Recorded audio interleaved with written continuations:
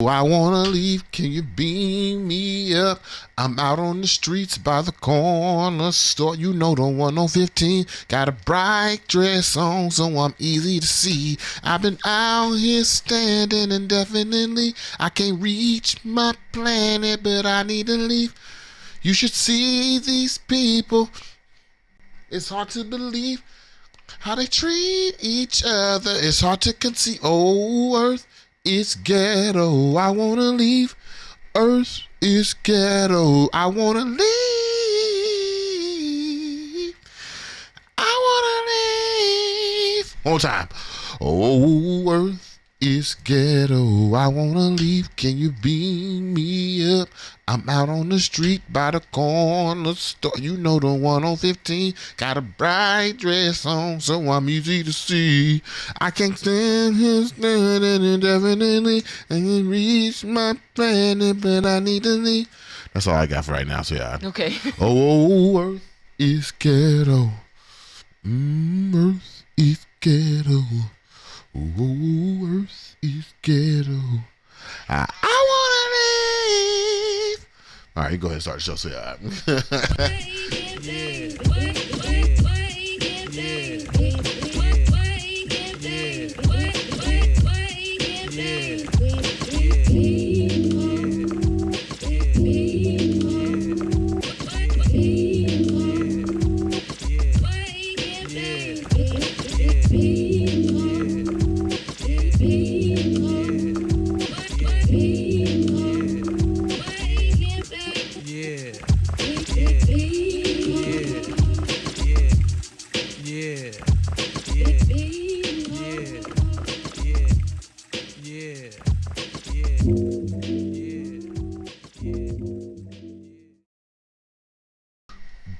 Good morning, good morning, good morning, good morning, good morning, and good morning. Welcome back to another episode of Tuesday and Thursday, 8 a.m.-ish. Spark you a blunt, let's get acknowledged in this bitch. Anyway, wake and bake with BeMo. Yeah. Good morning, good morning, good morning. Welcome back to another episode of Wake and Bake with BeMo. I am your host, BeMo. This is your chance to get updated on all things black through black to black, the new blueprints of black, building culture one blunt at a time. Before we take another step, I want to say good morning to the good batteries of my remote. I want to say good morning to the bright LED light of my dark skin. Good morning to the cloudy day of my droughted weather. Good morning to the lady of the house. Good morning, sweetheart. What's up, boo?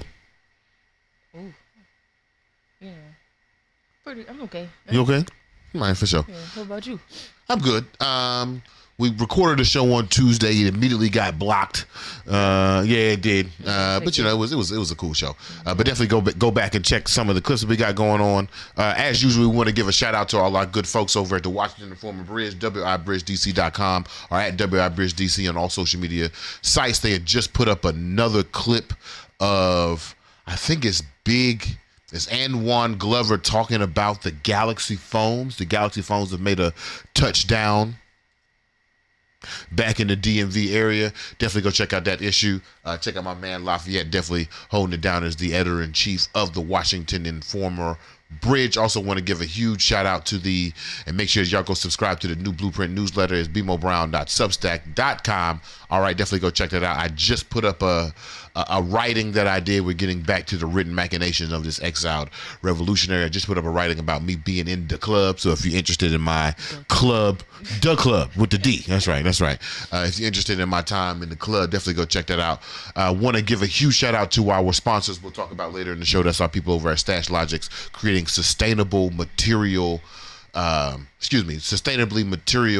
accessories to keep your stash safe, keep your stash a secret. We do have the BeMo Brown, oh my God, the BeMo Brown, the Wake and Bake with BeMo challenge that we will talk about at the end of the show. Definitely sign up, check out my people over at Stash Logics. And then lastly, I want to make sure we give a huge shout out to my man, Trevor T. Went, that's going to tell us where niggas need to be. Go ahead, Trevor. Yeah, there's straight up national parks that would not exist without black folks, my nigga. Like where though? Like, there's a national park out in Cali called Sequoia, right? Forest was straight up cleared by Army niggas, full-on black company, so the park could be made. Straight up would not exist without us, right? And there were even some of the first national park rangers out there, mother. And see, that's crazy though. We built them joints and they kept us out of them at the same time. But it also sounds like it's way out the way, though. See, that's facts, but we're low-key far away from these joints by design as well. What you talking about?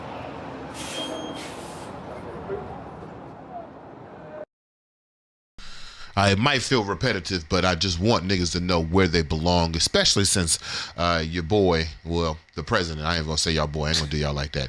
The president signed an executive order yesterday basically opening up for deforestation on a very large scale. And there's also been a mass, what do they call it? Mass firing, laid off of National Park Service workers. That is a very black field. As a matter of fact, you should be thinking about any federal job, any government job goes back to the tradition of black folks having a good government job. Okay, that's not something that that you should forget in this moment. That laying these people off is part of this anti-black movement as well. Just want to let niggas know where they at. But who in the house? Who in the house? I see we got B on the line. We got my man Felix on the line. Good morning, y'all. Good morning. We got Natalie. Natalie. Good morning. What's up? I got my cousin Caitlin on the line. What up, Caitlin? Hey. Good morning. Good morning. We got Jada. Jada. Good morning. We got Kendall. Kendall, what's up, my man? Thank you, Kendall. He said happy belated. Oh yeah. Maurice. Hey, Maurice, my brother, my strong brother. That's all we got in the house? Mm-hmm. That's fine. Welcome on in, y'all. Welcome on in, y'all. Remember the rules that say good morning to me and the lady of the house, but priority the lady of the house. We have some great things we want to talk about with you this morning. Oh, man. Okay. Woo. It is Thursday, so we will have our Paul Robeson Negro of the Week Award. I also want to talk about my top 5 ghetto white people who are the most ghetto people on the planet right now. I want to talk about them. I want to have a conversation. I forgot what my other topics are. Was it Al Sharpton? Oh, we want to talk about the Al Sharpton boycott day. We'll talk about that. We'll talk about our Black in the Day news. We had a great show for this morning. I don't know. Am I going to talk about Uncle Hood today? Maybe. Why not? It depends on how it comes out. Depends on how you feel. Yeah, it depends on how I feel. You know, I might cry on the show, but wouldn't be the first time. All right, sweetheart, let's do it. Let's start with our Black in the Day news. What we got for us today? Okay, so it's interesting. I picked 2 pieces of ephemera today. I did not know that this person was mentioned in both of them. One is from May 1990. Mm-hmm. The other one is September 1991. Okay. And there's an article about Thurgood Marshall in both of them. Oh, nice. Yeah. So I'm trying to decide which one to read, but I guess we'll go with the one from September 91, which is titled "The Best I Could with What I Had." Wow. The Legacy of Thurgood Marshall. This is a photographic tribute. Y'all know who Thurgood Marshall's replacement is. The worst sequel of all time. We went from Thurgood Marshall, who we're about to hear about right now, quite possibly one of the greatest people to ever live. Definitely one of the greatest judges to live in the criminal justice system. He was replaced by Clarence Thomas. That's somebody else that gets mentioned. Every season, we're going to talk about Clarence Thomas' old punk ass. Go ahead, sweetheart. For more than 50 years, he has been the conscience of America's courtrooms, a reproving voice that has steadfastly challenged juries and jurists to compel the nation to abide by its pledge of liberty and justice for all. Wielding the principles of the U.S. Constitution, he battled discrimination in every legal arena up to the Supreme Court. His victories helped release the entire country, North and South, blacks and whites, from the suffocating grasp of legislatively sanctioned segregation. Mm-hmm. Even upon his elevation to the High Court 24 years ago, he remained a champion of the disadvantaged and disenfranchised. So when esteemed Supreme Court Justice Thurgood Marshall, 83, announced his retirement, many were saddened. For Marshall's opinions on a wide range of issues, including his support of affirmative action programs and freedom of choice on abortion and his opposition to the death penalty, have endeared him to many. Born on July 2nd, 1908, sheesh. 1908? That's crazy. Good Lord. Right. In fiercely segregated Baltimore, Marshall seethed under the heel of Jim Crow. His father, William, who worked as a steward at the prestigious all-white Gibson Island Club on Chesapeake Bay, and his mother, Norma, an elementary school teacher, instilled in both Thurgood and his older brother, Arbery a strong sense of racial pride. Wait a minute. Time out. How you become a judge during Jim Crow? That's a great question. And I don't know if you can see this picture, but he is the only... Yeah, the only black person. Right. He's the first black Supreme Court justice. And we know who the second one is. Right. Lord. And then the only other, I guess, minority would be a woman. And there's one woman here. Yeah, The Ruth rest are Bader white Ginsburg. men. Yeah. Yeah. Right. Yeah, how you become a judge during Jim Crow? If they didn't let niggas eat vanilla ice cream, how they let you decide on court cases? Keep going. I'm sorry. Yeah. My bad. And it was William Marshall who imbued young Thurgood with his medal. If anyone calls you the N-word, hard R, the elder Marshall declared, you not only have my permission to fight him, you got my orders. I'm surprised they actually published this in the... Yeah. Nigger. Right, yeah. Got you. They spelled it out. An argumentative and mischievous student at Baltimore's Douglas High School. Mischievous student? Yeah. Marshall was made to read the U.S. Constitution aloud as punishment for his many transgressions. Okay. By the time he graduated, he could recite most of it from memory. Still. That's how much he was in trouble. Yeah. That by the time he graduated, he had the joint memorized. That's crazy. Go ahead. Oh, shit. Still, his interest in a law career was yet to be stirred. When he enrolled in Lincoln University in Oxford, Pennsylvania, in 1925, his sights were set on becoming a dentist. But a run-in with a biology teacher who failed him derailed those aspirations. As a talented debater, he gravitated to law and enrolled in the Howard University School of Law upon graduation from Lincoln in 1930. At Howard, he came under the tutelage of Charles Hamilton Houston. Oh. You know who that is? Yeah. Okay. The vice dean of the school, who would mold the still irascible young Marshall into one of the finest courtroom tacticians in the country. Oh. Marshall graduated from Howard magna cum laude in 1933 and Okay, that's began what we practicing differ. in Baltimore. Okay, for sure. Oh, finish this last paragraph. Okay. Shortly thereafter, he teamed up with his mentor, Houston, then special counsel for the NAACP, on a high-profile case that would help launch him into the civil rights litigation that would consume him for the rest of his life. The case involved Donald Murray, a black college graduate who sought admission to the University of Maryland School of Law, which did not accept blacks and had earlier rebuffed Marshall. Marshall and Houston scored a victory, arguing that segregation violated the moral creed upon which the country was founded. Okay, so that's how we, I guess, ended up. Okay. I didn't know he was a troubled. I didn't know he was a bad little black boy. That's hilarious. Shout out to the little bad boys. Right. We talked about them earlier this season. Shout out to them, man. And them trying to punish us by reading the Constitution. That's all right. I'm going to get rid of segregation. I'm going to show your ass. Nobody say. I don't care what nobody say. We getting rid of the segregation shit. That's crazy. Okay. Interesting. Yeah. Thank you, sweetheart. Thank you for the Black in the Day news segment on Thurgood Marshall. Wow. Kendall says Thurgood was a dentist in an alternate universe. Crazy, right? Dr. Marshall. I think he would have been a bad dentist too, though. You think just so? based on how his life was going. He had failed biology. You know what I mean? He was a troubling student. It wasn't until he liked to argue. It sound like yeah. Me and right. him and the teacher was always at it. Right. Don't sound like he'd have been a great dentist, to be honest with you. Sound like he would have been pulling your teeth and then arguing with about it. Like, nigga, you don't need no teeth. How you gonna tell me I pulled the wrong one? Right? How you gonna tell I'm the dentist? Oh, shit! I pulled the wrong one. That's on me. That's Thurgood. Anyway, thank you, sweetheart. I appreciate that. Yeah, no okay, problem. I always like the Black in the Day news segment. Yeah, Okay, too. that's from 1991. 91. I feel like Thurgood was finna retire. That's what was he finna had just happen. retired. He was 83. He looked old as hell in that picture. Yeah, right? Whew. He looked like he'd been wearing the burden of the law, if you will. Yeah. Very light skinned too. Yeah. Yeah. Yeah. I wonder if that has something to do with it. Yeah, you kind of had to look closely to pick him out in the picture. Yeah. Oh, there you go. Right. Got to get my melanometer out. Like, Yeah. Okay. Oh, 2%. Hey, he did go to Howard in the 1930s. Yeah. So you did pass the paper bag test. Oh, yeah. All right, sweetheart, let's do this. When I start carrying my own people. You can't roast Thurgood Marshall. Can you? I don't Yeah, okay, let's not do it today. Oh, 4B ass nigga. Anyway. Oh, wow.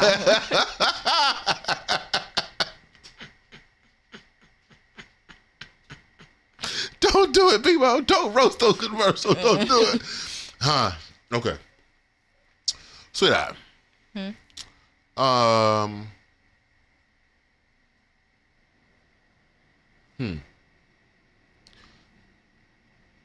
My uncle passed. Yeah. Uncle Clinton. Clinton Jesse Brown.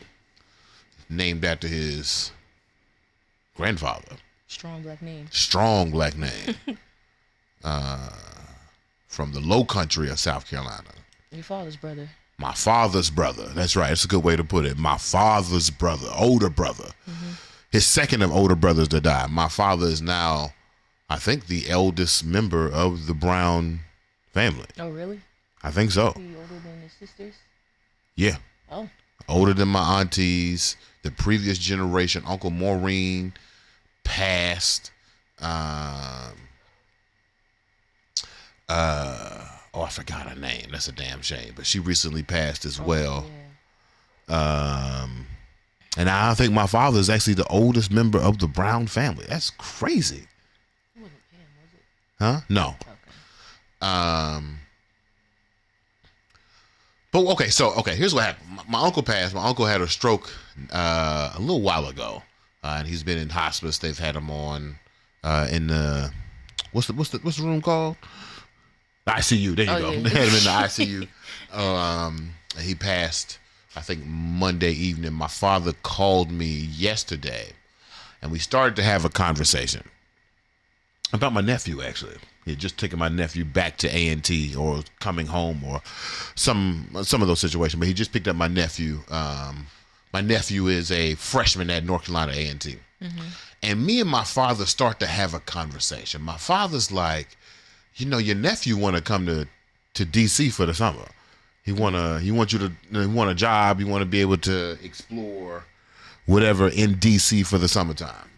And my father was trying to convince him that maybe he should go back to Myrtle Beach, where he's from, for the summertime, get the job at the grocery store, save up some bread, and go back to school the next semester. And me and my father entered into a very interesting debate, as we usually do, about the projection of one's life.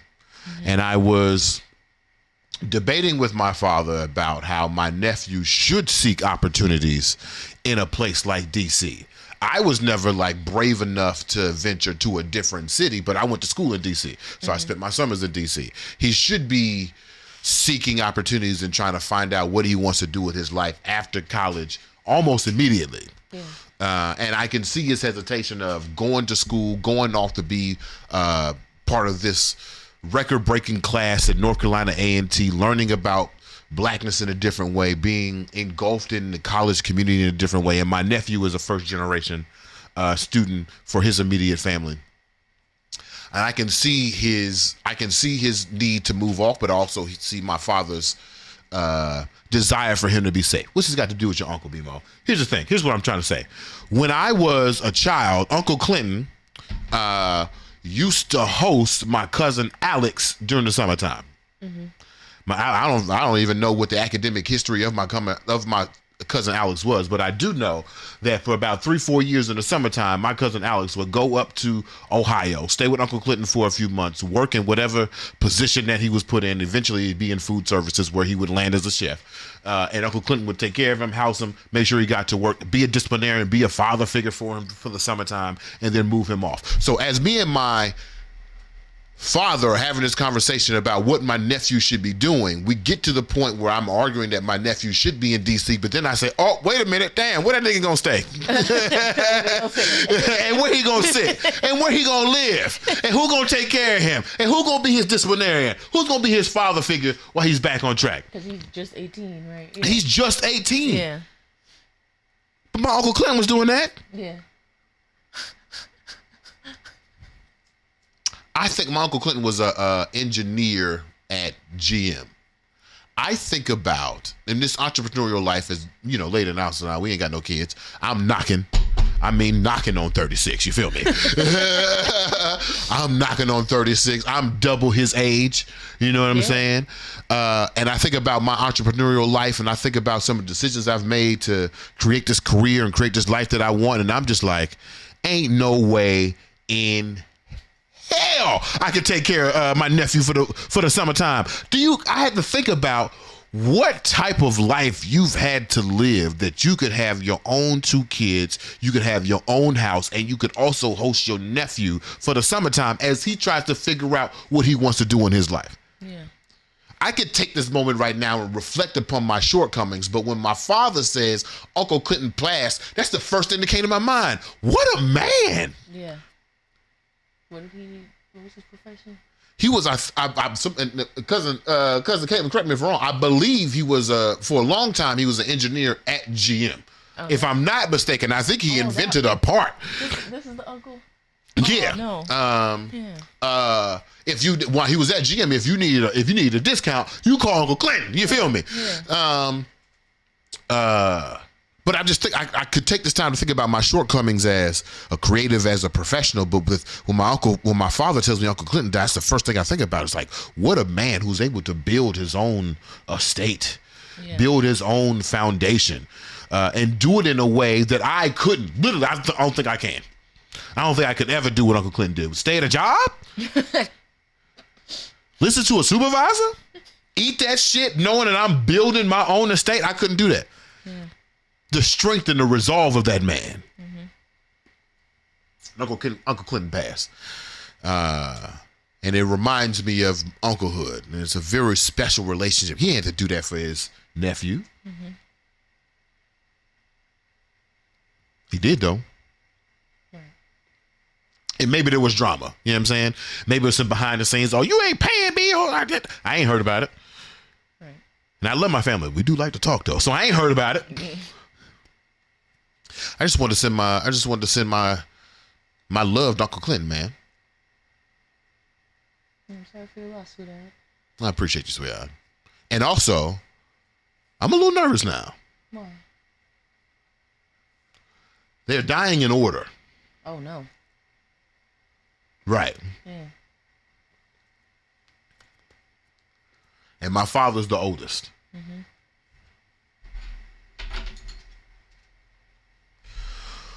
Whew. Any comments? Caitlin said, my cousin Caitlin says, I think you're right about him being an engineer at GM. I think that's what she's saying. Okay. Yeah. The OK household sent you a hug. Oh, come on. Yeah. I appreciate it. Jada says, so sorry for your loss. Natalie says, all condolences. I have Uncle Clinton too. Oh, man. Kendall says, rip Uncle Clinton. He sounds like a great man. Great man. You know, the last thing Uncle Clinton said to me was at Alita's baby shower. That's the last time I saw him. Yeah. Another funny story. Before we even get to that, another funny story. So I'm at After School All Stars. I have a office phone. My office phone is ringing. Yeah. Like it is like continuously ringing. And I pick it up, and my Uncle Clinton is on the phone. He's like, Brian. I'm like, Uncle Clinton? He's like, yo, I need you to meet me here in like 4 hours. Can you do it? And I'm like, yeah. What's going on? He's like, man, I'll talk about it then. Just meet me here. That's actually at your cousin's house. Meet me at your cousin's house in about 4 hours. Man sounded panicked.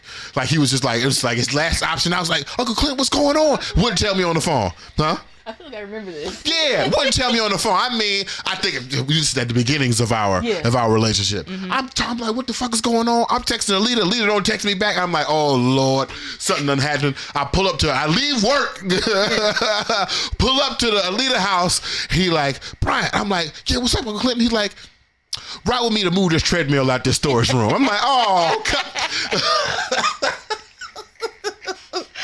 Ride with me to move this treadmill and these weights out this storage room real quick. Uncle Clinton, I was at work. I know you was at work. I called you on the work phone. The last thing Uncle Clinton said to me, this is actually hilarious.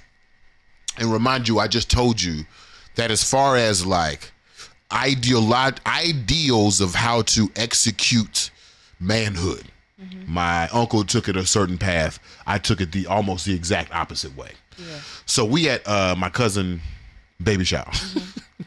We at my cousin baby shower. Now this is after my father and my aunties have discovered. Remember they discovered the show in season 3, season 4. Yeah.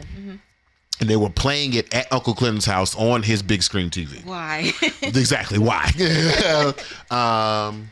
And so now this is a season later. So now we are at my cousin's baby shower. Aaliyah's having a baby. And my uncle comes up to me, and my father's next to me, and he's like, yeah, they put you on my TV, and I heard you talking, and I was like, this can't be the man Kenny raised. This can't be the man that we all oversaw and like watched grow up. I looked him dead in the face and I said, think again. Think again, as if to tell him this is exactly who you raised. Yeah.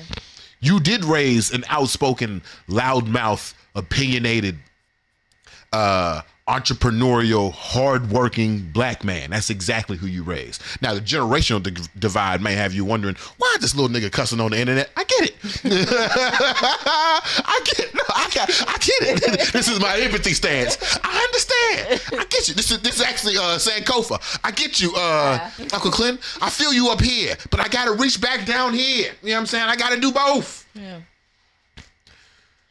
But him questioning my character, it's the most Uncle Clinton thing for him to do, and I appreciated him.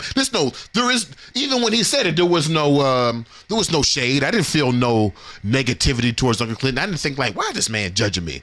Yeah. I actually thought about what he said. Like, no, wait, no, actually, yes. If you put all your siblings together, it wouldn't be me.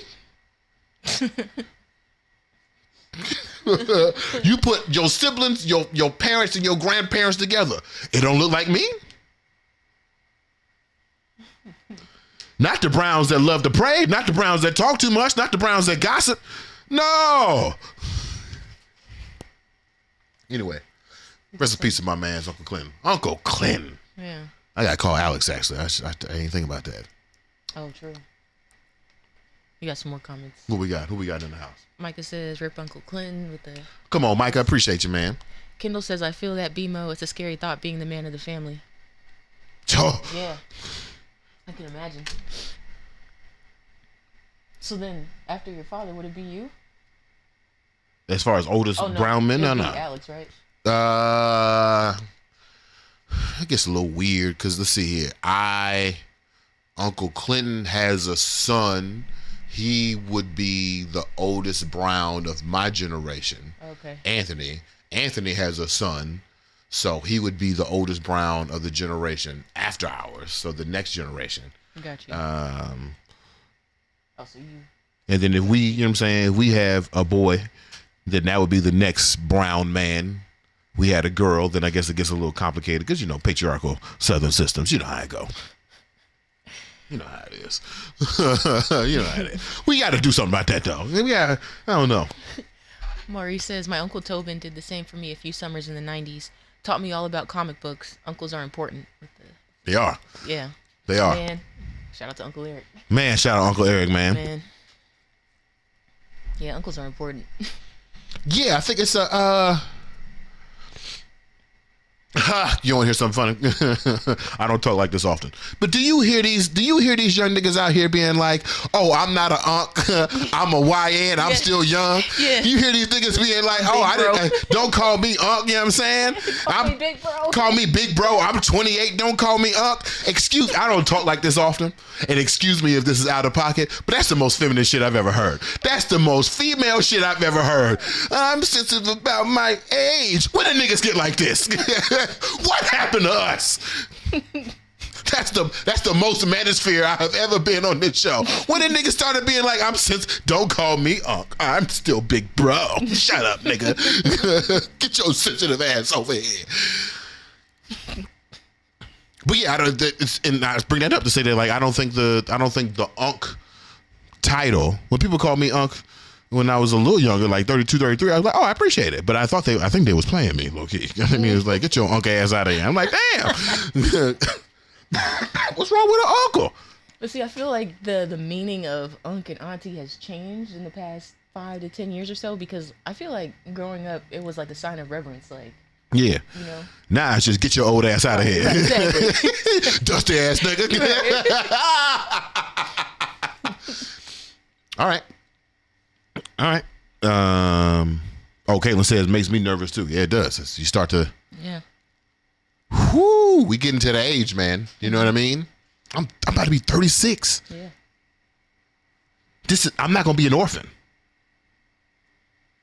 No. You know what I mean? There would be no collective sympathy. Well, okay, cool. That's life. True. Yeah. Right. That's what happens. Okay, Yeah. cool. Right. When's the funeral? God damn. Jesus. Oh, man. Yeah. All right. How long we been on, Sarah? 30. 30. All right, let's do this. Kendall on the line. Kendall, we going to play Won't Change. Don't change. Please change. Won't change. Won't change. Please change. Oh, God. You know it's the drugs. That's all it is. It's just the drugs. I like the song. I swear. I like the song. We're going to listen to my man, Joe Law. Won't change. We'll be right back with more. Who wake and bake will be more. Now, hold up. To my people on Instagram. Okay, we got a good little audience on Instagram. I need y'all to carry y'all ass on over to the YouTube, okay, so you can see the full fledgings of my beautiful ass, okay? Uncle Clinton might be standing right here. You don't even know. You don't even know. Definitely go over to the YouTube. To my people on YouTube, go ahead and like and comment and subscribe. Do all the things. Caitlin, you're 30 years old? Oh. Go on, play the song, Sweetheart, if I have another existential crisis over here. Caitlin is 30 years old. That was a baby. Cutest little thing, too, man. Oh, good. Go ahead. Well, I already sound like an uncle. Go ahead. Because I'm insecure. I'm afraid they won't like me if they know who I really am and the shit I really do and the shit I really like. It make me weird to them. How would you like somebody to know who you really are? You want to tell them, you really want to tell people who you are, but something's holding you back. That's why you do it in such a crazy way. Like, I don't give a fuck. You suddenly want people to know, but you don't like it about yourself. You hope they don't judge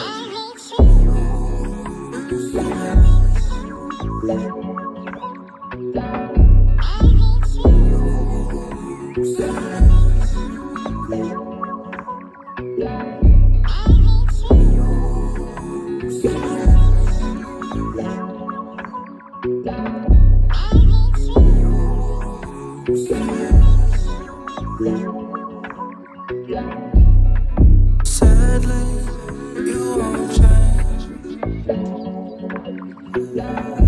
If like the traffic jam, you roll. You'll be like this in your old age. You tell yourself you gon' stay.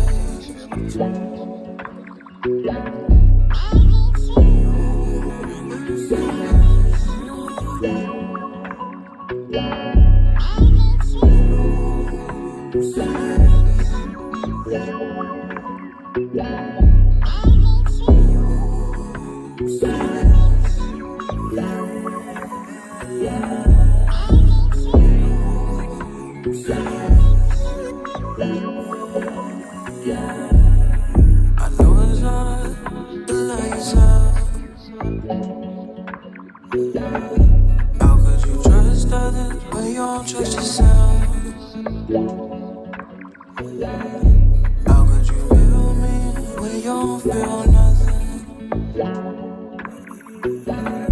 Spiritual healing is a real solution.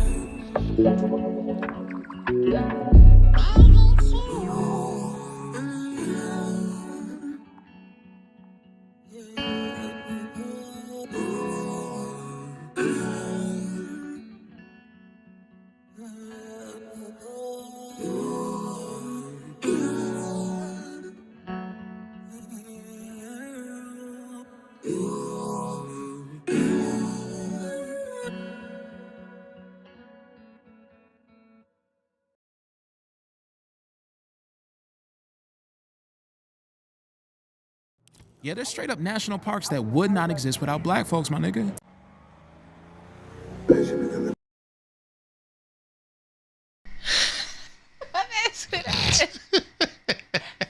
Got me again. Damn it. All right, welcome back, y'all. That's why they won't let us on CBS, just like that. They won't let us on No, it CD. happened twice. Welcome back, y'all, to Wake and Bake with BeMo. Yeah.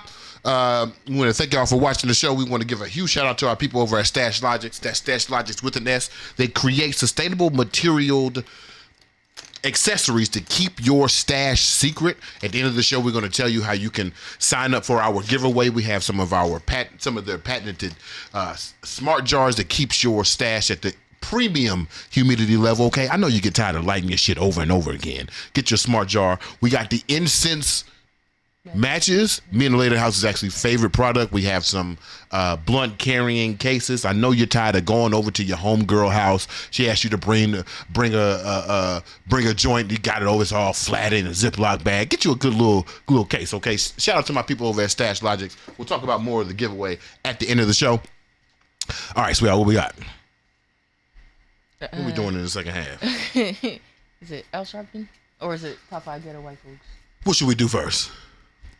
Maybe we should end on the Ghetto White Folks. Well, we're going to end on the Paul Robeson Negro yeah, of the week. true. Let me start with Al Sharpton. Al Sharpton? Okay. You can put it up, sweetheart. So, tomorrow, if you aren't aware, there's things going around on Facebook and on social media. Tomorrow, what are they calling it? What is it? Economic blackout? The economic blackout. Tomorrow, Al Sharpton has put together a one-day boycott to help us show our worth to certain corporations. We're going to have the lady of the house read this announcement from Al Sharpton's DEI boycott plan. I'm going to finish rolling this blunt and then we'll discuss. 24-hour blackout on Friday, February 28th from 12 a.m. to 11:59 p.m.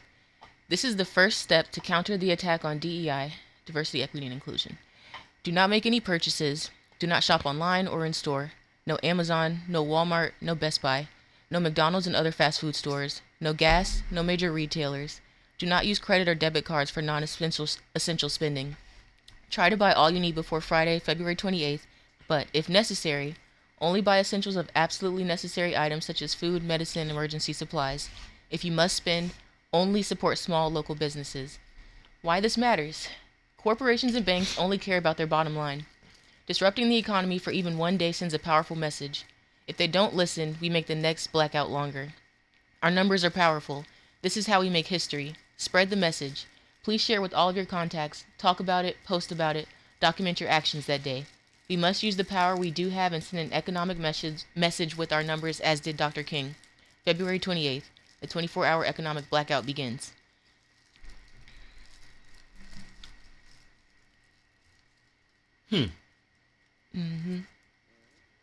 So the obvious question, sweetheart, and I'll ask you first for obvious reasons. The obvious question is, are you going to participate? Absolutely. Oh.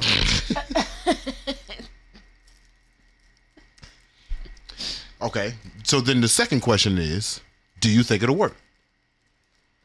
I think it'll have some effect.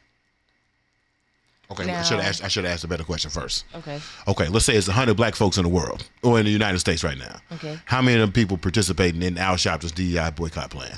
That's a good question. At first I was going to say about 75 of them, but that feels a little strong. Let's be honest, there was niggas in the White House celebrating Black History Month last week. You said There was niggas in the White House celebrating Black History Month last week. Is that bad? Who's in the White House? But I feel like they're trying to dismantle Black History Month, so the fact that you would celebrate it would be like a fuck you. You know what I mean? Did you read the story? No. I want you to guess who their let's say their keynote speaker for this, or their keynote guest for this Black History Month celebration in the White House. Who is it? I just want you to guess. What do you think about all the great black folks who are alive in entertainment, in journalism, in sport, in arts? I want you to think about that. I want you to think about our president. I want you to think about what you just said about trying to tear down Black history. Then I want you to think about the statement that I made that there were Negroes in the White House last week celebrating Black History Month. And who do you think would be the leader of Trump's Black History Month movement? Who do you think would be the face of Trump's Black History Month movement? Is it what's his name? Byron Donald? Nope. Clarence Thomas? Clarence Thomas was there. Okay. Who was a queen? Just Tiger Woods. Oh. Damn. Tiger Woods, who was known for saying, I'm not black. Damn it, Tiger.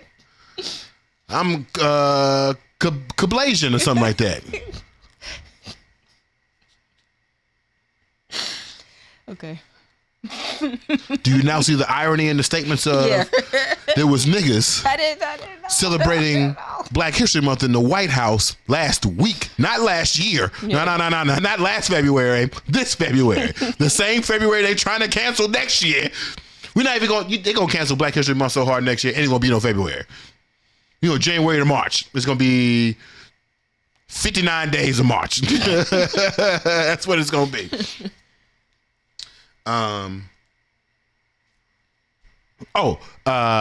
Okay, so with that in mind, knowing that there was about 20 niggas in the White House last week. it'd probably be closer to like 33 or maybe even less. So you think about 33 black folks. 30, okay, yeah. for sure. Okay. And we've had this conversation.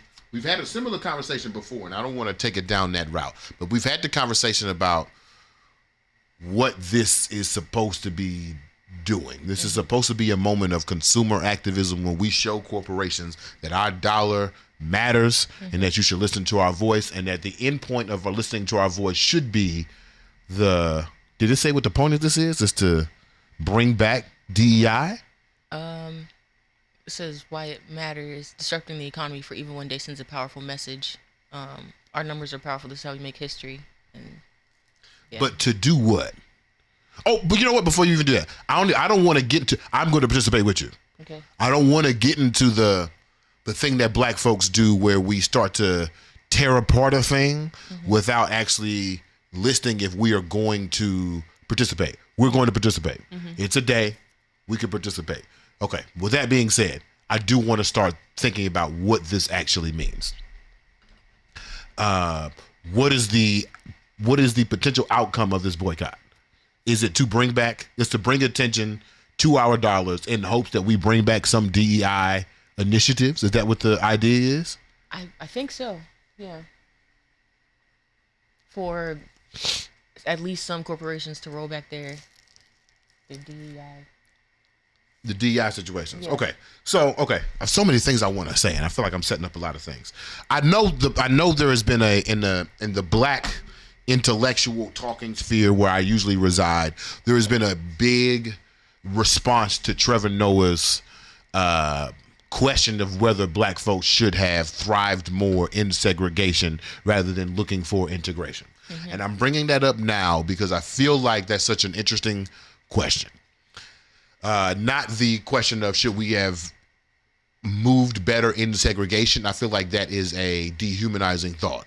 But the thought process of black folks, Trevor Noah, a thought leader, is having the conversation of whether segregation would be a progressive move for us now. Right. Think about where colored folks, black folks need to be in order to look at segregation as progress. We'd have to be in an intensely marginalized and economic apartheid state in order for us to feel like, oh, at least under separate but equal, we have a chance at equal. Yeah.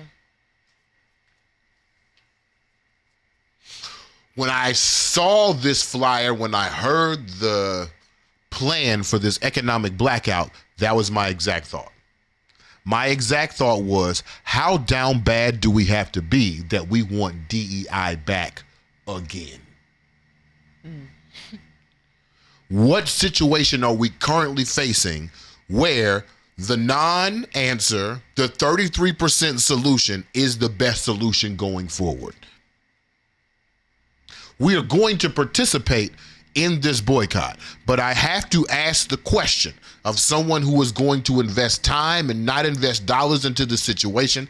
I have to ask the question to Al Sharpton and the believers of this boycott, do they believe that DEI is truly the answer? Is that the solution? We talked about on Tuesday, we're getting to the point of the show where we have laid out a whole bunch of theories, we have laid out a whole bunch of problems, but we have not come yet to a new blueprint. Is this boycott to bring back DEI, is that the blueprint that needs to be resurfaced, or do we need a newer blueprint that addresses our situations? Sad to say, I kind of feel like DEI was the best we had at the moment. You know what I mean? Interesting you say that, because I disagree. Okay. If you don't mind putting up my governance or social structure, whatever I got it right there. Yeah. Oh, hold up. Yeah, fix me up. Okay. When I was sleeping with Superman, and y'all know that's when I was working with that marketing agency during the Summer of Enlightenment, post Breonna Taylor, post George Floyd's murder. And all these corporations and brands started to promise things to black folks and blackness about the state of the country, the state of the world, and how we'll move forward. When I was sleeping with Superman, I remember, I don't think I can say the name. I don't think I can, but I was, one of our clients was a formerly owned black hair care product that sold to a larger institution from Brooklyn. Actually, it's probably one of your favorite black hair products. That's enough. That's enough? The lines. Yeah, you can read. You can figure it out. They had sold to a larger institution, and that institution gave them, I want to say, the entire sale was something like $400 million, and then the organization gave an additional $200 million to help better the causes of the organization going forward. $200 million over a long period of time now. And so this organization calls up Superman and they say, hey, can you help us put together a report that shows how we are eliminating the wage gap, the racial wage gap? If you don't know, currently, if you want to put a number to it, the racial wage gap right now is $19 trillion. This organization that sold itself for $400 million, sells products, has a $200 million endowment, but only is distributing $1 million in cash at a time, is asking the question, how are we lowering the racial wage gap? And to which the objective answer, no sass, no frills, no lies, no statistic interpretations, no juking the stats as they did in The Wire. Straight up, the answer to the question is, you are not. The racial wage gap is growing faster than you're able to throw millions of dollars at a time. If you wanted to, and I believe I did the calculation at the time, if you wanted to affect the racial wage gap, you'd have to be generating $1 trillion. So to ask the question when you are generating 1 million of the $1 trillion goal is bullshit. Yeah. So I say this to the client, they accept that, and they say, okay, show us the bullshit, and then we'll shine it up and we'll make it a report. Okay, cool. I'm sleeping with Superman. That's what we do. When that was happening, it became very obvious to me, oh shit, DEI is not going to work. DEI is operating in the same way that I remember my nonprofit operating in.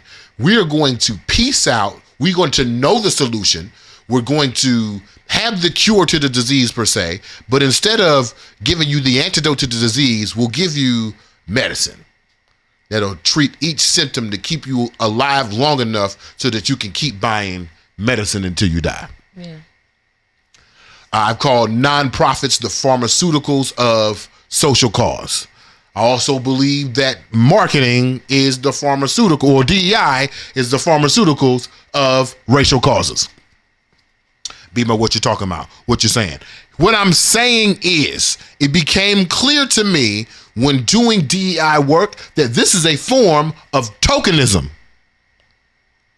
True. Only certain people get the opportunities to do certain things that represents change. Yeah.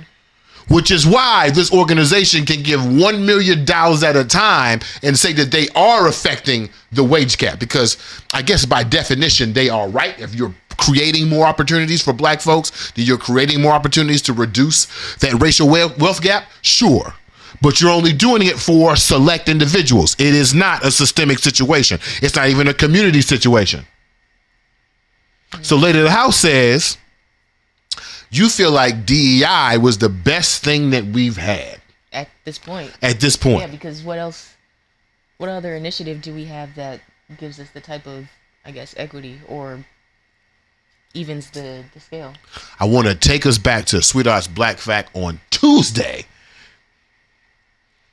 Do you remember? Do you remember all the black radio stations and the black programmings that were giving their own independent segments to produce, their own audience to curate, their own demographics to reach?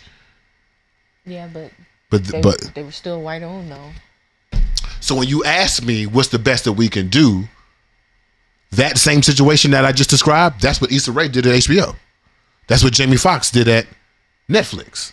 That's what Childish Gambino did at Prime, which is we'll give certain individuals some independence, and then those individuals with that least independence, as you can see on the governance structured progression, those individuals with that least independence will open up doors for many. That's the hope. That to me is the next progression. If you remember our conversations about And Pizza, we settled for charity to certain events, to certain organizations, instead of creating an independent store in which everything can be controlled by black operators under this white-owned institution. This is the same thing that Bishop T.D. Jakes is trying to do with his sustainable communities in partnership with Wells Fargo. How do I have this large institution who has the means, who has the resources to get what I want, take it so that they lease it to me and I have my own independence that way? Now, at any moment, they can snatch that shit up. We see what happened to Joy Reid. Yeah. We see what happened to these black radio stations. We see what happened to Issa Rae, Donald Glover, and Jamie Foxx. All that shit got snatched up. But we had it. It might be not as sustainable, because look what the next thing on the situation is. We need sustainable communities and ownership. But it is a progress towards that next situation. So when we go back to what's my man Al Sharpton's 24-hour boycott, and it's to bring DEI back, I have the same criticism. We're going to do it. But I have the same criticisms for Al Sharpton that I had for Ronald Moulton and the Don't Mute DC and the Not in DC coalition. Why are we settling for DEI? Why are we settling for tokenism? Is it because our current situation is so bad that tokenism, we are currently basically in segregation, tokenism where some people are able to be successful, is better than what we have right now? Have we forgotten, has Al Sharpton even forgotten the momentum of memory that we should be leaning towards independence and ownership? Now, we're going to do the boycott. But what I suggest is, instead of bringing back diversity, equity, and inclusion, we should bring upon disruption, empathy, and immersion. Okay. I jotted this down when I was sleeping with Superman. I never really wrote about it. The next step of DEI, if we want to keep those same letters to trick the folks and to keep the marketing plan going, the next thing we should be doing is not asking if certain people can be allowed at the table. Shout out to Anjanae Ellis. We should have had her as a Paul Robeson Negro of the Week. We might do that next week. Instead of asking for a seat at their table, we should be building our own. Our seats, wherever they look like at this moment, should look as normal as the seats at the table. Our stances at the door, or whatever the fuck we doing. It should be for a normalization of alternative perspectives and not bringing alternative perspectives into a normalized situation. Disruption, empathy, and immersion. Okay. That'd be my pitch to Sir Al Sharpton. I don't want diversity, equity, and inclusion no more. I'm good. I'm straight on that. I'm tired of being a diverse hire. You ain't tired of that? I should have said, I actually told Superman we should have killed DEI before it gets to the conservatives. It's how we make our money. It's how we got to answer the questions of how we reducing the wage gap. I don't blame them. You got to do what you got to do. Any thought? What are your thoughts, sweetheart? I'm still thinking about the fact that we need to move beyond DEI because it kind of feels like, I mean, maybe this isn't the case, but it feels like we have to accomplish one goal or step before we can have that independence.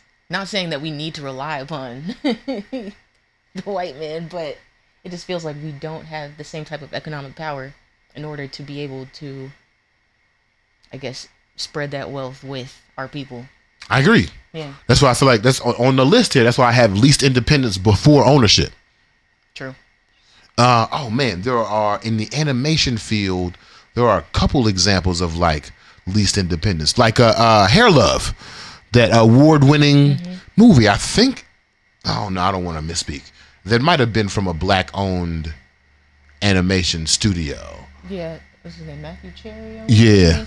It was, I think it was a book first. It was a book, and Yeah. I believe it was through a black-owned animation studio, but it was still distributed by Disney? Pixar? One of those situations. You leased a part of our independence. Yeah. That's what I mean. I think I don't know. Maybe, you know my 90%, my talented 90th theory is that 90% of us already have the tools to be independent. We have just been convinced that they are not tools of independence. True. We can conditioned. Yeah, conditioned. We got any comments, sweetheart? Let's see. Felix reminds me it was Cablasion. That's what it was. Cablasion. That's wild. Kendall says, does it send a powerful message? LOL. And then he says, Bezos will replace his entire workforce with AI before he lets his shareholders down. Damn. Facts. The OK Household says 12%, and that 12% feels like a lofty expectation. Yeah, right. Right. In a battle of attrition, the king game is what becomes effective. A day off don't feel significant, but I'm participating. In a battle of attrition, the long game is what becomes effective. Yeah. Who said that? I think Owen. Okay, Owen for sure. Kayla. Yeah. Yeah, I will. And I'm wondering from the perspective of Al Sharpton, if starting with a day seems more attainable to this generation than starting with like a month. Yeah.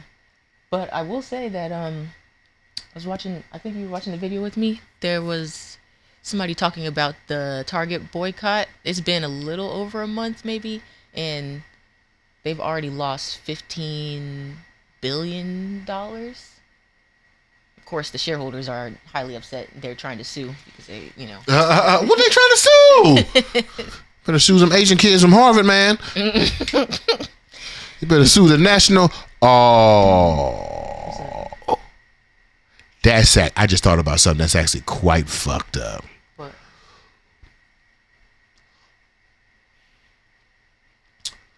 Who could Target sue? And wouldn't one of the eligible partners be the National Center for Public Policy and Research, this black-faced Project 21? Wouldn't Target end up just suing black folks? Yeah, that's insane. Wow. Yo, the Heritage Foundation is brilliant. I gotta give it to him, bro. I gotta give it to him, man. These motherfuckers is diabolical. That is brilliant. Wow. Wow. Wow. Kendall says DEI is the point of this. We got to aim that gun higher, y'all. True. The power of compound interest. Great stat, BeMo. Okay, Household says doing it ourselves. That's the answer. Yeah. Akila, hey. Akila. She says happy Where you Thursday. been? Right. happy Thursday morning, BeMo, lady of the house, and BeMo nights. Hey.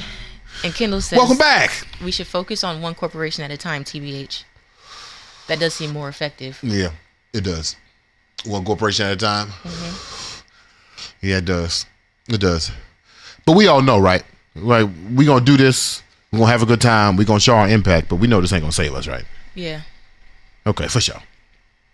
Al Sharpton know that too, right? I hope so. Okay, I think he do. Yeah. All right, so let's do this. While we're in a jovial mood, you know what I want to do? I want to count down. I want to do some culture narrative shifting. There's been speaking of the closing of DEI. So DEI has closed, and I was watching this video the other day, and I couldn't find the video before the show, but DEI is closed, and it is revealing the character of white people.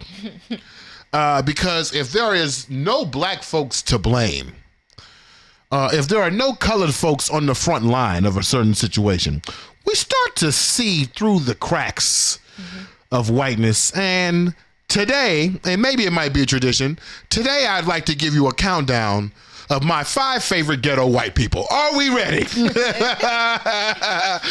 are the top 5 ghetto white people currently existing on the planet. No evidence, no resources. Just lost Instagram too. Why? All right.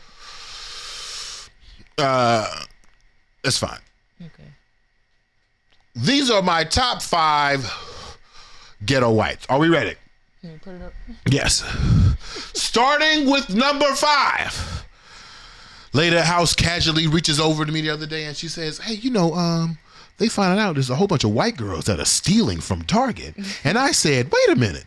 Didn't they blame all the black and colored folks for putting the tide behind the little safety wall, making sure don't shit get locked up, hiring extra loss management? And then when they do the investigation, it turns out the people who stealing the most are white women? Ghetto. Ghetto. The number 5 most ghetto people on the planet right now are the white girls boosting from Target. Number 4, sweetheart. Who's number 4? Bad Baby versus Alabama. I'll let Lady House explain this one. Number 4, I think I've seen the most ghetto fight I've seen online.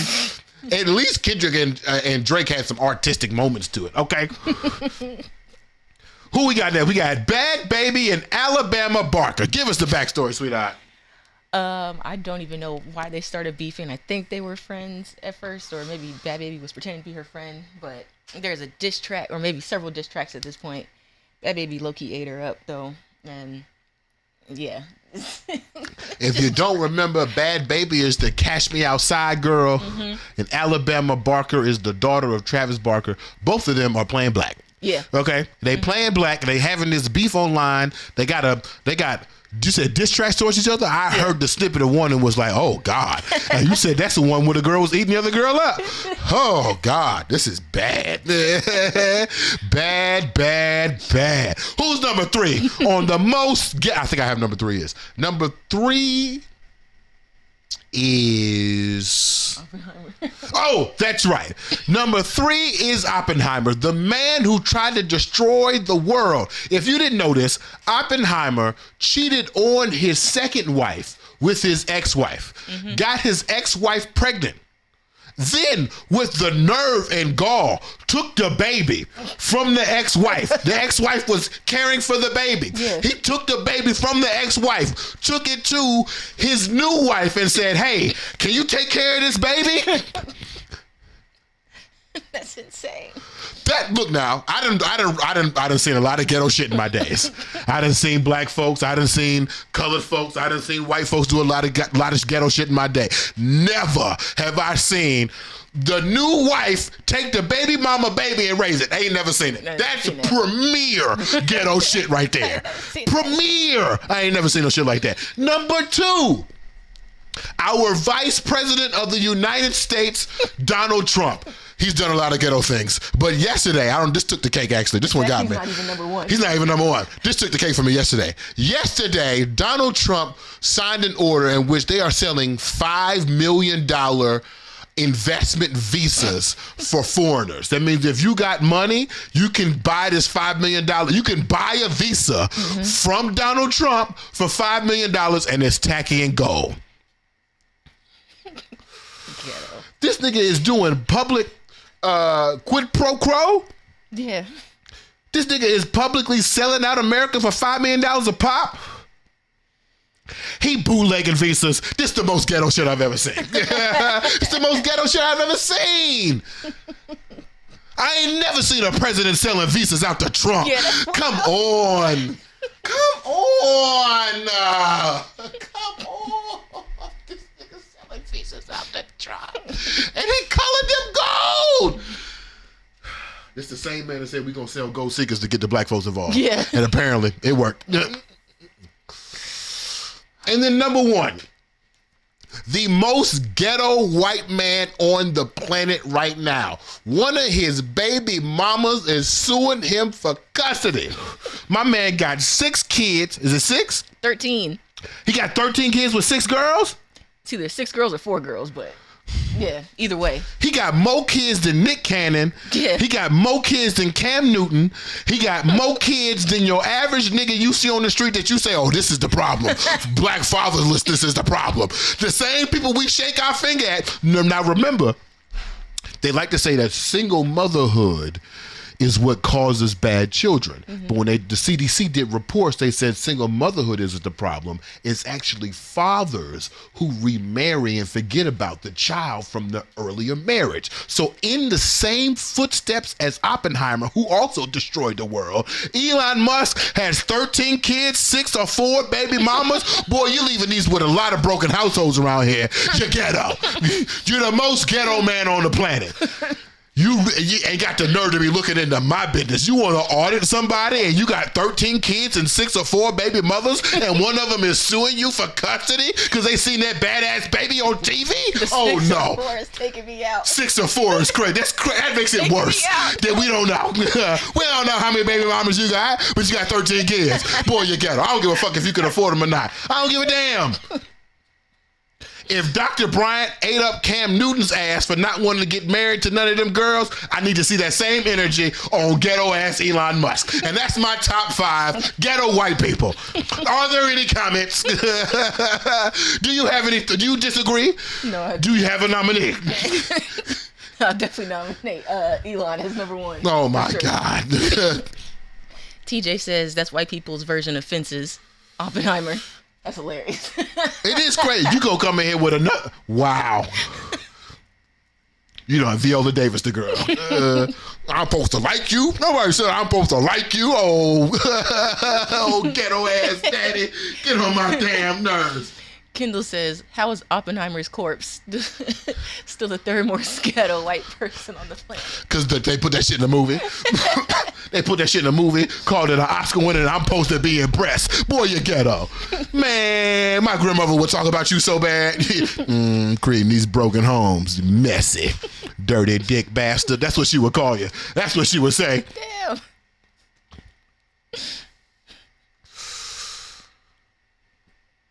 Yeah, this is this is great because I feel like the spotlight is not on us for once. We finding out it's actually white folks that's also on all the on the food benefits, on the fucking SNAP, welfare. On the welfare, and they upset. I said it before, I said it again. Elon Musk and Donald Trump, they don't care about white people. Strap up. Damn. Any more comments, Will? That's all we got. All right. It's time for the Paul Robeson Negro of the Week Awards.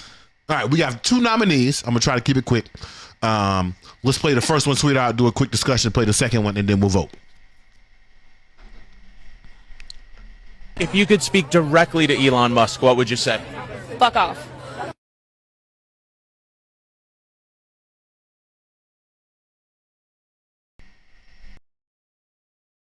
We're in the middle of a hostile government takeover. I wanna talk about it, but I'll be late for work. And if you're saying, wait a minute, who we have to stop this? We had one, but you didn't want that lady in office. Now that we're a part of a Nigerian prince scam, surprise, surprise, it ended up being a white man. Oh, I just wanna know, what the hell do I do? Probably drink. So we have our two Paul Robeson Negro of the Week nominees. We have Jasmine Crockett, who was a previous winner of the Paul Robeson Negro of the Week. In response to the question if she could talk to Elon directly, her answer is simple. She would tell him, fuck off. And then to my the second nominee, we have my man Todd, because y'all know I love me an independent song. I started today's show off with Earth is Ghetto. This will be definitely in the list of independent songs, a cappella songs created on the internet that just expresses our grief, expresses our concern at the moment. These are my Paul Robeson Negro of the Week nominees. Short and sweet, artistic and beautiful. Who you got, sweetheart? What are your thoughts?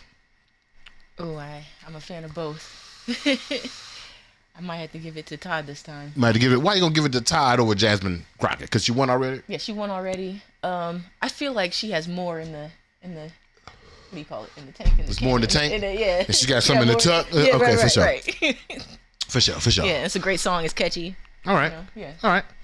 Okay, we'll let the Wake and Bake with BeMo Nights catch up and let them vote on who our Paul Robeson Negro of the Week is. We got a gift from Todd, and we got Jasmine Crockett telling Elon Musk simply, fuck off. Who's your vote for? Who's my vote for?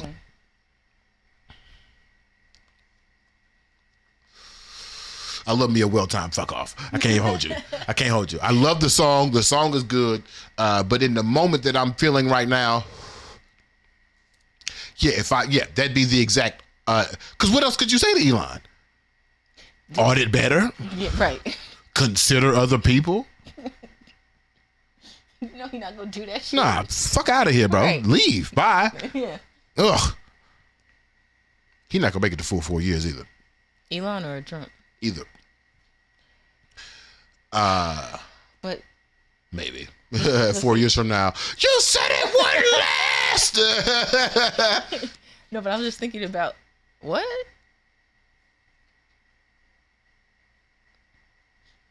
Oh, maybe I shouldn't have said their names. Oh, that's weird. Yeah, but that's the second time we've done that. I'm just thinking about the alternate if something happens to the Cheeto, you know. Yeah, then we get the Manchurian candidate. Right. Oh yeah, we freaking out on the Insta. We freaking out on YouTube, baby. Woo. That's crazy. Okay. Okay. Well, whatever. Kendall says, I love that song. It's a great song. Okay. Let's do this without. You know what time it is. It's time for the burning question for the road. Burning question for the road. Yeah. Burning question for the road. Yeah. What you got for me?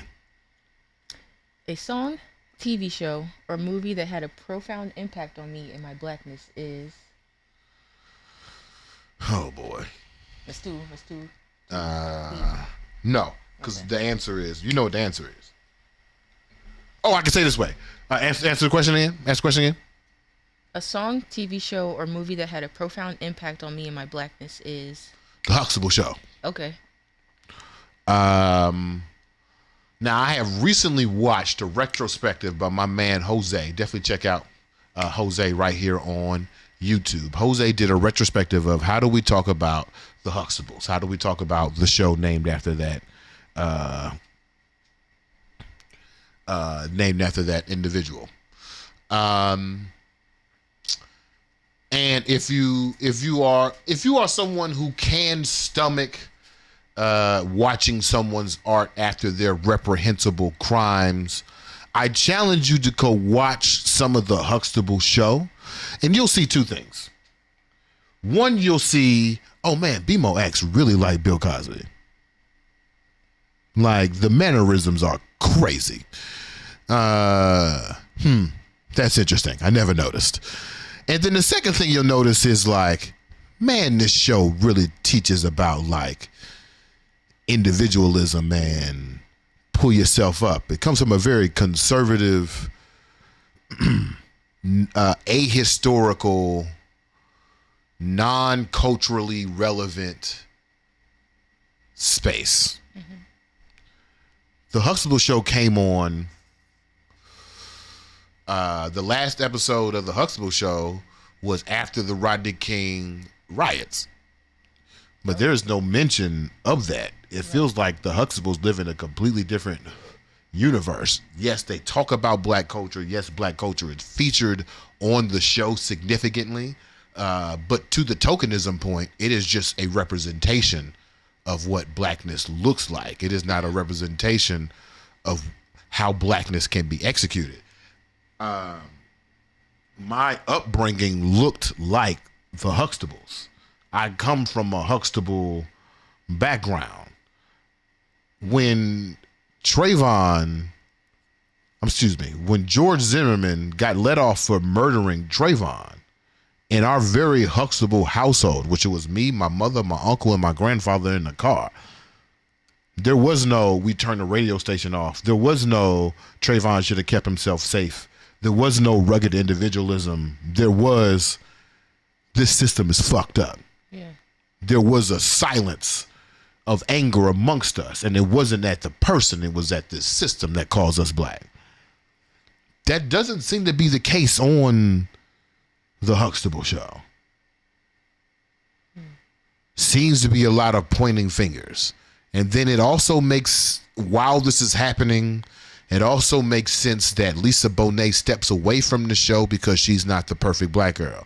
Now she's having a baby out of wedlock, and Sir Cosby doesn't want her on the show anymore because she's not a good representation. Then you follow that up with the pound cake speech and pulling up your pants. Then you follow that up with all these allegations coming up from the last 60 years. And while the show introduced me to black culture, it introduced me to an Afrofuturistic perspective of what blackness could be. Entertainment won't save you. By and large, it's escapism. I was escaping into the Huxtable show.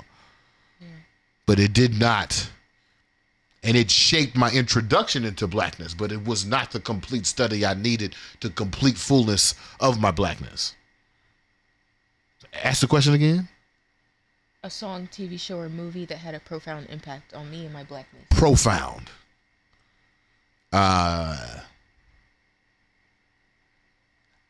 Embedded. Like, some of these things are so deep. I feel like that's, and because I haven't had too many examples, oftentimes I'm leaning on, damn, what did it look like? 'Cause it's the Black Family Vlog. Yeah. With your flaws and all, while you work on your family. Yeah. But honestly, I feel like the Black Family Vlogs that Lady House be watching from time to time, that I be watching, pretending not to watch, but I be watching them. Those are better examples of like how to deal with family issues rather than this idealistic painted version created by a sexual sociopath who didn't want to expose trauma to black folks. Yeah. Tell the truth, man. Right. It ain't trauma, it's the truth. We need to know. Anyway, what's your answer? What song, TV show, movie had a profound impact on your blackness as a child? Oh, as a child? Does it say as a child on there? No. Okay, what had a profound impact on your blackness? Because I was thinking of a TV show, which would be Living Single. Uh-huh. And then I was thinking movie, which would be Black Panther. I feel like Black Panther is kind of self-explanatory. Living Single, it kind of showed me a perspective that I didn't really have experience with. And it let me see how black women could be independent and live their lives, I guess how to be friends, have that community, relationships, the whole, yeah. It kind of felt like not really a coming of age, but this is how you present yourself in the world. And it was kind of like 4 different examples of what it means to be a black woman. So it was cool to see, like, where do I fall in, with those perspectives. Yeah. Yeah, Black Panther. Right, Black Panther. No, I don't know what you mean. What you mean? I don't know. I really don't know what you mean. Like, you think you say that Black Panther had a profound impact on your blackness? How so? Okay, so it came out in 2018. Okay. I believe. Maybe 2016. I don't know. But I just feel like that moment gave us a renewed sense of pride. It was I feel like a global phenomenon, and yeah, of course we're always proud to be black, but it felt like the totality of blackness was like, this is our moment. You know what I mean? Interesting. Yeah. Huh. And then of course the all-star cast. Yeah, of course. Everybody wearing their garb and, to the movie theater, people bringing dishes and food. Like, yeah, it was a cultural moment. I never thought about it from that perspective. Really? Yeah. And I saw it in theaters 2-3 times. So did you, I think. Right. I saw it in theaters, I think, 4 times. Oh, okay. Saw it in a bar on bootleg once. So I told a total of 5 times when it was out in theaters. But yeah, that you're right though. That was a collective moment of celebration. Also another moment of least independence. Right. Yeah. True. Right. Yeah. Completely black produced, directed. It was under the wing and distribution of Marvel and Disney, and had that financial and marketing support, that legacy brand support. But they shot that on Tyler Perry Studios. Wakanda is in Atlanta. Right. In a studio lot. 20 miles away from where they tried to arrest Ryan Coogler for taking out $1,200. Still get on my goddamn nerves. We got any votes for the Paul Robeson Negro of the Week? God, just pissed me off again. Micah says Jasmine, not a hint of hesitation. LOL. Okay. Yep. Okay. It's on that. Okay, for sure. All right. So because the Lady of the House votes are worth triple, and Micah's the only person that voted, it's got to go to the song. You know what I mean? So shout out to my man Todd. This week's Paul Robeson Negro of the Week Award winner. It's a gift from Todd for your wonderful song. Play the song again, sweetheart. We're in the middle of a hostile government takeover. I wanna talk about it, but I'll be late for work. And if you're saying, wait a minute, who we have to stop this? We had one, but you didn't want that lady in office. Now that we're a part of a Nigerian prince scam, surprise, surprise, it ended up being a white man. Oh, I just wanna know, what the hell do I do? Probably drink. Shout out to Utah for being loud and dangerous about the very obvious peril that we're going in right now. But, we had a late vote. Got a late vote. Oh, no. Oh, no. Well, it's got to be both. Got to be both. We have a dual Paul Robeson Negro of the Week. We have a gift from Todd. And we also have Representative Jasmine Crockett, who quite simply said to Elon Musk, If you could speak directly to Elon Musk, what would you say? Fuck off.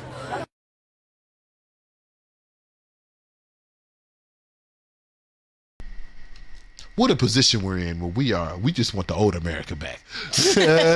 You just leave and we'll figure the rest out, Brad.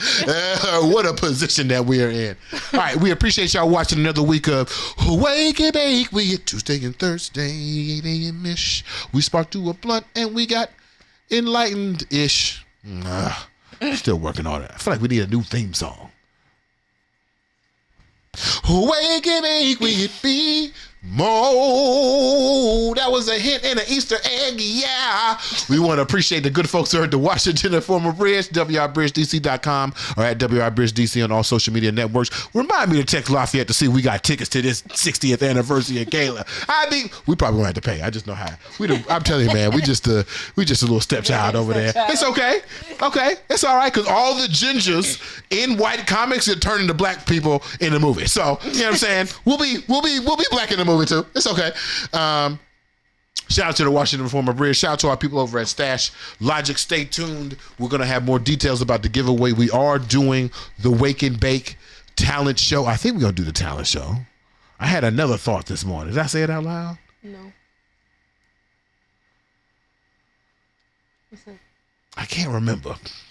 You forgot it? Yeah, I had another good idea. But anyway, Yeah, we'll figure that out to get your secret stash going on.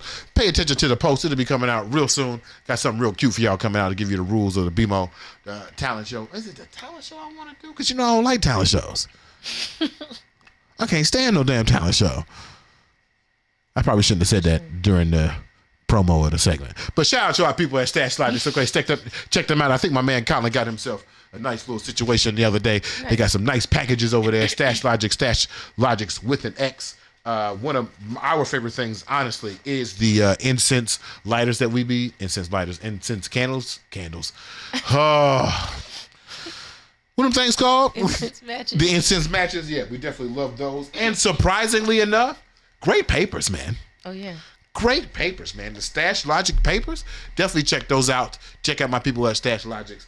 Sign up so you can get your full secret stash from BeMo in a nice tangerine orange. All right, shout out to our people over at Khalifa Kush for helping us out. Definitely go check out the Michael Thompson Clemency Project over at Khalifa Kush. Shop your apparel, get 20% donated to the Michael Thompson Clemency Project, because this Black History Month we have a responsibility, which is to liberate. We only got a few days left of that, so definitely take advantage of that situation. Definitely go check out the new Blueprint newsletter, BeMoBrown.substack.com. We'll be having a new issue coming out every week.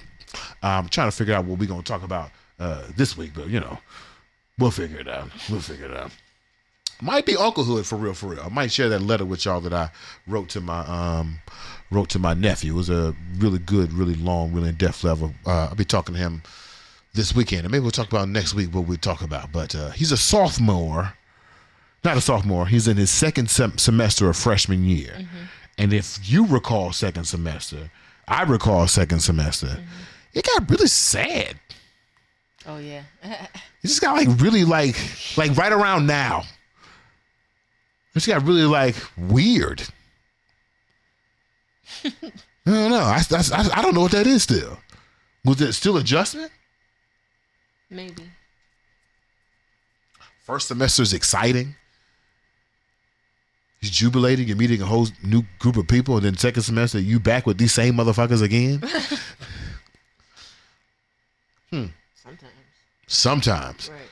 Because that's crazy too. Yeah, right. Coming back sophomore year, or not even sophomore year, second semester, damn, where'd everybody go? Right. And they tell you, look to your left and right, and they really meant that.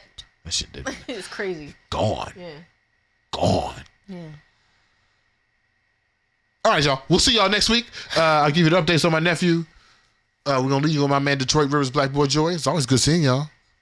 The season finale is coming up. I don't know when. Was it today? We'll see. I don't know. So many Easter eggs. So many cliffhangers today. All right. We'll see y'all on Tuesday. Peace.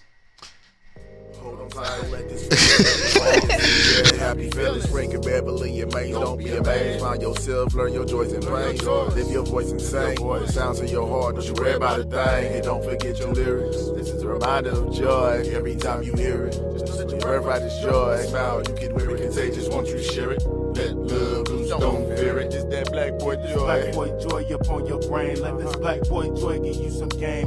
Black boy joy get up again. And black boy joy through all the pain. And black boy joy say it again. One more time, get this black boy joy up on your brain. Let this black boy joy give you some game. Black boy joy get up again. And black boy joy through all the pain. And black boy joy say it again. Where I was raised, black boys was being destroyed. I grew up a black boy, they stole my joy. Nobody put on my neck, so I do it for Floyd. Do it for Tamir Rice and for the underemployed. For the ones that gave back, communicated, deployed. I wanna give you a rope so that you can aboard. I wanna give you a hope so that you can avoid having to be a black man without no black boy joy. So get this black boy joy up on your brain. Let this black boy joy give you some game. Black boy joy get up again. And black boy joy through all the pain. And black boy joy say it again. One more time, get this black boy joy up on your brain. Let this black boy joy give you some game. Black boy joy get up again. And Black boy joy through all the pain, and black boy joy say it again. For us, it's easier to go to jail than to go to college. Rather us be entertainers than be getting knowledge. They funded our own genocide. The word is power. Killing niggas in every song. I think it's coward. Easier to act tough when you in doubt because the world incriminates us. Cause we in doubt. Now we afraid of our own kind and it's really wild. I think they got us backwards, but I figured out it's easier to fit in than it is to stand out. So I'm black boy joy when I'm cruising around. And I'm black boy joy fresh hitting the town. And I'm black boy joy dancing cleaning the house. And I'm black boy joy when I go for a hike. Been black boy joy since I was riding a bike. My son black boy joy and that's crazy to me. I was miserable growing up, I really hated it, G. But the world is much bigger than I was able to see. So get this black boy joy up on your brain. Let this black boy joy give you some game. Black boy joy get up again. And black boy joy through all the pain. And black boy joy say it again. One more time, get this black boy joy up on your brain. Let this black boy joy give you some game. Black boy joy get up again. And black boy joy through all the pain. And black boy joy say it again. Smile.